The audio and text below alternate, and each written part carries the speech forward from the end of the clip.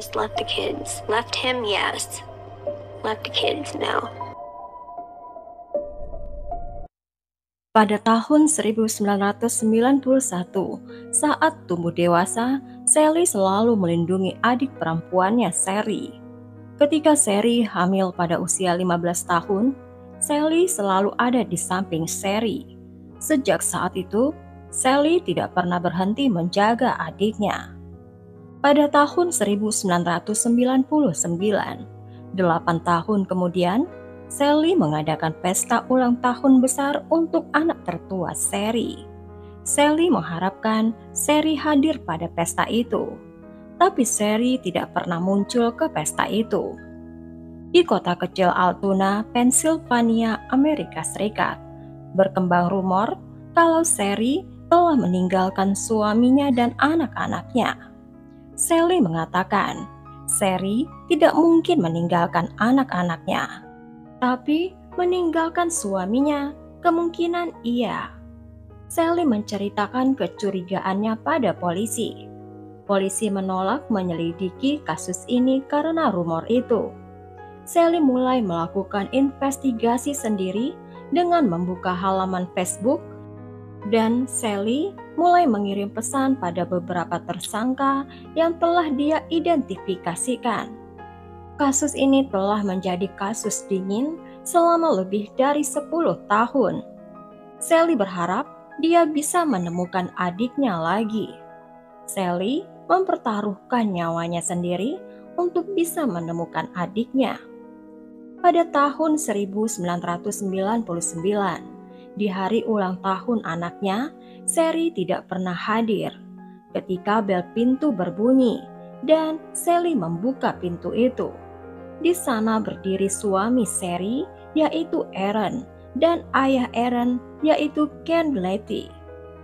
Ketika Sally menanyakan di mana Sherry kepada suaminya, Aaron menjawab kalau Sherry baru saja meninggalkan kota untuk tinggal bersama pacarnya di kota Maine. Sebelum Aaron melanjutkan, ayah Aaron, yaitu Kenneth, mengatakan, "Aku tidak percaya dia meninggalkan anak-anaknya." Sheldon, ayah Sherry, menyuruh Aaron dan ayahnya pergi. Dan setelah itu, Sheldon pergi ke kantor polisi. Sally bertanya mengapa Kenneth datang bersama Aaron. Mengapa Sherry pergi tanpa memberitahukan siapapun? Sally pikir Aaron sudah berbohong. Beberapa hari kemudian, Sheldon mendapatkan berita buruk dari polisi bahwa polisi tidak punya alasan untuk percaya Sherry dalam keadaan bahaya atau terjadi kejahatan. Polisi percaya kalau Sherry pergi atas kemauannya sendiri. Berita menyebar di seluruh kota Altoona. Warga percaya terjadi sesuatu yang tidak beres. Mereka bergosip kalau sejarah terulang lagi, di mana ibu Sherry telah meninggalkan anak-anaknya di usia muda. 1 bulan kemudian, polisi mendatangi keluarga Letty dan mewawancarai ayah mertua Sherry, yaitu Kenneth. Dia menginformasikan Sherry berangkat kerja hari Jumat pagi. Ayah mertuanya, Kenneth, menurunkannya di tempat Sherry bekerja, dan itulah saat terakhir orang-orang melihat Sherry Letty. Kenneth akhirnya memberitahukan cucu-cucunya bahwa ibu mereka kabur bersama pria lain. Seiring berjalannya waktu, keluarga Letty benar-benar memutuskan hubungan mereka dengan keluarga Sherry. Tapi ini tidak menghentikan Sheldon mencoba untuk mendapatkan lebih banyak informasi dari keluarga Letty. Sheldon menelpon mereka dan berharap mereka mengingat rincian tentang hilangnya Sherry.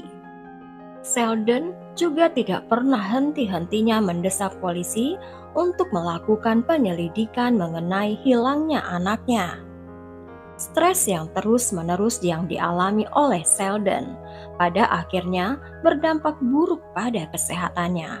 Kesehatan Sheldon memburuk dan akhirnya dia dirawat di rumah sakit dan dia tidak bisa lagi memperjuangkan nasib putrinya.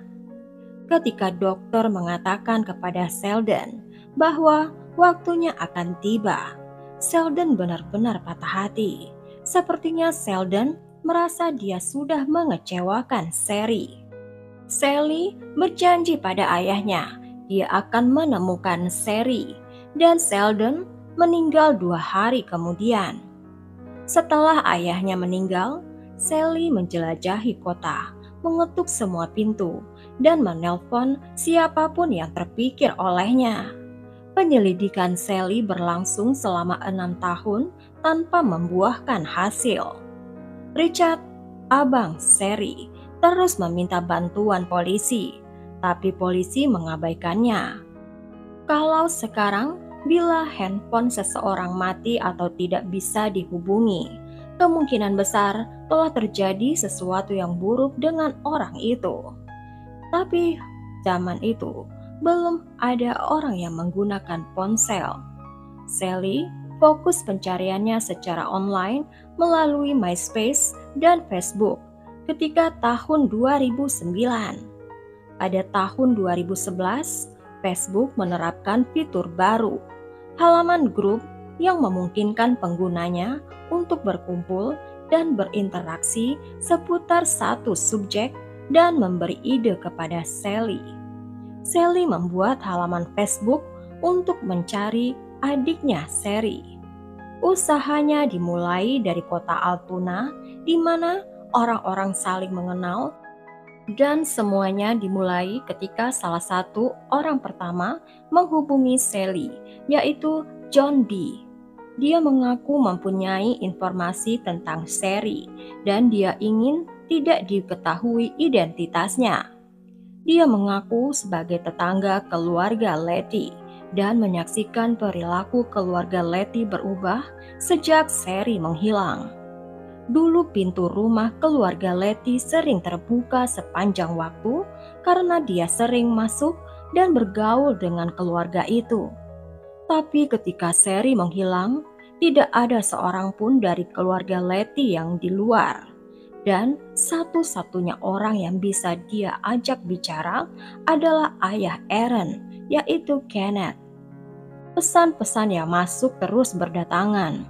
Sebagian besar mengarah ke Kenneth, Aaron, dan beberapa bahkan pada Ryan, yaitu pacar misterius yang diklaim oleh keluarga Letty sudah berpacaran dengan Sherry dan membawa Sherry ke kota Maine. John B. juga terus mengirim pesan ke halaman itu, memberitahukan kalau Sherry bilang pada John bagaimana Kenneth terobsesi kepadanya dan bagaimana takutnya Sherry ditinggal sendirian dengan Kenneth. Mantan pacar Aaron juga mengatakan kepada Sally, putra Aaron yaitu anak Sherry tahu di mana ibunya, di lahan perkemahan keluarga Letty di Warrior Mark. Pada saat yang bersamaan, seseorang yang anonim mengatakan bahwa Sherry masih hidup, tapi Anda tidak akan pernah melihatnya lagi. Hal itu membuat pukulan keras bagi Sally. Sally harus memberitahukan kepada polisi karena hal ini belum pernah dia dengar. Tapi penemuan ini tidak cukup untuk membuat polisi memulai penyelidikan. Sally tahu dia harus menemukan bukti nyata jika dia ingin diperhatikan polisi. Sally mencari mengenai masa lalu Sherry yang mungkin dilewatkan Sally 12 tahun yang lalu. Dan saat itu Sally menemukan mata rantai yang hilang. Seseorang yang tidak pernah dia ajak bicara sejak Sherry hilang. Sally mencoba menghubungi Ryan. Sally tahu nama akhir Ryan dan Sally akhirnya menemukannya melalui halaman Facebook istrinya. Walaupun Sally percaya Aaron dan Kenneth terlibat, tapi bukan tidak mungkin Ryan yang digosipkan membawa kabur Sherry di tahun 1999 adalah juga tersangka potensial. 3 hari kemudian, setelah Sally mengirim pesan, apa Ryan punya informasi tentang Sherry? Ryan mengatakan dia tidak pernah bertemu Sherry selama 13 tahun dan Ryan mengingat Sherry. Terakhir Ryan melihat Sherry ketika Aaron mengkonfrontasinya. Ryan bilang dia dan Sherry berada di lorong di belakang rumah Letty. Dan dalam pertengkaran Aaron dan Ryan karena Sherry yang belum pernah didengar Sally sebelumnya. Sherry mencoba menghentikan Aaron dan Ryan, tapi Aaron mendorong Sherry menjauh dan mengatakan Aaron tidak akan ragu-ragu membunuh Sherry jika dia terlibat bersama Ryan lagi. Ryan mengatakan Sherry memutuskan Ryan di sana dan mereka tidak pindah bersama ke kota Maine. Sally ingin melaporkan hal ini ke polisi, tapi saudara laki-lakinya Richard mengingatkan Sally kalau polisi sudah lama tidak mempercayai mereka. Tapi Richard meminta Ryan membantu mereka. Dia meminta Ryan berbicara kepada polisi untuk memverifikasikan bahwa Sherry tidak pernah meninggalkan kota itu bersamanya. Akhirnya polisi mempertimbangkan untuk membuka kasus Sherry kembali. Anehnya, seharusnya polisi yang menanyai Ryan 13 tahun yang lalu mengenai keberadaan Sherry. Ini malah polisi tahu setelah keluarga korban mencari tahu sendiri. Setelah polisi Altoona menyelidiki hilangnya Sherry, Ryan dihilangkan dari daftar tersangka. Sally melaporkan kepada polisi, orang yang bertanggung jawab atas hilangnya Sherry sepertinya Aaron Letty, mungkin dengan bantuan ayahnya Kenneth. Polisi melihat Aaron punya motif untuk membunuh Sherry karena Sherry sudah mengkhianatinya. Berbulan-bulan berlalu tanpa ada tindakan dari polisi. Sally tahu polisi akan menanyai Aaron lagi. Tapi Sally lelah menunggu tindakan polisi. Sally memutuskan mengambil tindakan sendiri. Sally pergi ke gedung pengadilan untuk mengumpulkan lebih banyak informasi tentang perceraian Sherry dan Aaron. Sally menemukan dokumen tanggal 10 Juni 1999 yang menyatakan kalau Sherry akan diberikan hak asuh fisik dan hukum atas anak-anaknya setelah prosedur tersebut. Dan sekali lagi polisi menganggap temuannya tidak relevan. Selama ini Aaron selalu bekerja sama membantu polisi dan mendorong polisi menyelidiki ke arah lain. Bagaimana jika ayahnya Kenneth bertindak atas kemauannya sendiri? Disinilah polisi mulai melakukan sesuatu yang mungkin seharusnya dilakukan 13 tahun yang lalu. Setelah mengantarkan Sherry ke tempat kerjanya pada hari dia menghilang, Kenneth mengklaim kalau dia pergi bekerja. Polisi akhirnya menghubungi majikan Kenneth. Apa dia bisa mengkonfirmasikan keterangan Kenneth? Bos Kenneth bilang, Kenneth harusnya masuk kerja hari itu, tapi Kenneth tidak masuk kerja.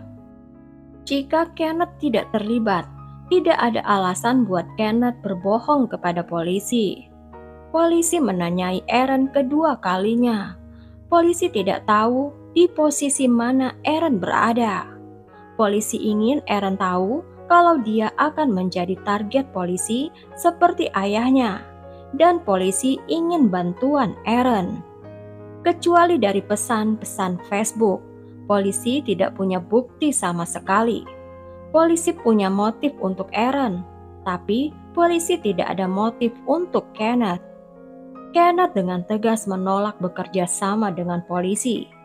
Polisi juga tahu tentang Warrior Mark, dugaan di mana jenazah Sherry berada, yang diberitahukan oleh Sally pada mereka setahun sebelumnya. Kenneth menolak mengizinkan polisi menggeledah Warrior Mark dan jaksa menolak memberikan surat perintah karena kurangnya bukti. If one person agrees to make a phone call to the other, they can consent to be recorded. Aaron agreed to call his father to see if Kenneth would talk about the case. Aaron setuju menelpon ayahnya untuk mengetahui apakah Kenneth mau membicarakan kasus tersebut. Polisi menyadap telepon Aaron dan menyuruhnya menelpon ayahnya.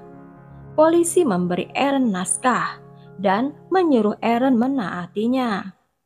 Tapi Aaron kehilangan ketenangannya saat percakapan berlanjut. Aaron bermaksud untuk membuktikan kepada polisi bahwa ayahnya tidak bersalah. Namun sepertinya Aaron telah dibodohi selama ini. Aaron tahu ada sesuatu yang terjadi. Kenneth mengklaim itu adalah kecelakaan. Kenneth menemui Sherry di jalan setelah Kenneth tahu Sherry bertemu dengan Ryan. Kenneth hanya ingin mendorong Sherry, bukan membunuhnya. Tapi akhirnya Sherry jatuh ke tanah dan kepalanya terbentur. Selama telepon itu, polisi melihat Kenneth memilih kata-katanya untuk membedakan antara pembunuhan dan pembunuhan tidak berencana. Kenneth ingin didakwa untuk pembunuhan tidak berencana. Berbekal rekaman telepon itu, polisi mendatangi rumah Kenneth. Detektif mengatakan kepada Kenneth kalau dia sudah direkam dan dia ditangkap atas pembunuhan Sherry. Dan tiba-tiba Kenneth berdiri dan meninju wajah polisi yang berada di depannya, dan polisi itu jatuh ke lantai. Kenneth berlari ke atas, di mana Kenneth menaruh pistolnya. Terjadi perkelahian dan polisi menangkap Kenneth di rumahnya. Kenneth diborgol dan dipenjara dengan tuduhan penyerangan yang diperburuk terhadap polisi dan detektif. Berkat usaha Sherry, polisi berhasil menangkap Kenneth. Dan untuk mengetahui di mana jenazah Sherry di Warrior Mark seluas 150 hektar, polisi dengan bantuan 100 orang mencari di lahan tersebut dengan bantuan anjing pelacak dari pagi sampai senja. Setelah 5 hari, polisi menghentikan usaha pencarian tersebut. Jaksa mengatakan dengan menemukan mayat Sherry adalah jalan satu-satunya mereka dapat memastikan kalau Kenneth akan dihukum untuk kasus pembunuhan. Jaksa tanpa sepengetahuan Sally maupun Richard menemui pengacara Kenneth dan membuat kesepakatan. Jaksa akan meletakkan pembunuhan tingkat ketiga pada Kenneth. Kenneth bisa mendapatkan pembebasan bersyarat setelah hanya 7 tahun penjara. Sally sangat kecewa dengan kesepakatan itu. Keesokan harinya, detektif membawa Kenneth ke Warrior Mark dan mulai mencari Sherry lagi. Setelah beberapa kali gagal, Kenneth menunjukkan sebuah gundukan batu di dekat tempat perkemahan, tempat biasanya Kenneth membawa cucunya berkemah selama musim panas. Detektif memindahkan batu-batuan itu dan menemukan tulang belulang di lubang itu. Dan itu adalah milik Sherry Letty. Selama 13 tahun, anak-anak Sherry berkemah bersama kakeknya tepat di samping jenazah ibu mereka. Selama ini anak-anak Sherry mengira kalau ibunya sudah meninggalkan mereka. Kenneth menolak bicara dengan polisi. Dia mengaku menggunakan senjata untuk membunuh Sherry, tapi dia menolak untuk menjelaskan lebih lanjut. Sally mengetahui kalau Kenneth telah menculik saudara perempuan istrinya dan seorang gadis remaja di kampung halamannya. Mungkin saja Kenneth berusaha untuk menculik Sherry, tapi Sherry melawan dan Kenneth membunuhnya. Kenneth hanya divonis 7 sampai 14 tahun penjara, seperti janji jaksa. Sherry kemudian dimakamkan bersama ayahnya. Pada tahun 2020, Kenneth bisa mendapatkan pembebasan bersyarat. Dalam buku memorial Through a Sister's Eyes, Sally menulis, dia sudah kehilangan saudara perempuannya dan dia juga kehilangan kepercayaan pada penegak hukum dan pada peradilan pidana. Ini ditunjukkan Sally pada jaksa yang bertanggung jawab pada peradilan Kenneth di tahun 2013. Sally terus berjuang, tidak hanya untuk Sherry, tapi untuk semua korban kekerasan. Sampai di sini dulu guys ceritanya. Ambil pelajaran dari setiap kasus. Cinta kasih kakak yang tidak berhenti walaupun maut memisahkan mereka. Tapi bagaimana dengan Aaron? Mengapa Aaron diam saja saat istrinya hilang? Bagaimana pendapat kalian tentang kasus ini? Tulis di kolom komentar ya. Dan berikan juga subscribe, like, dan tekan juga notifikasinya untuk cerita yang lain.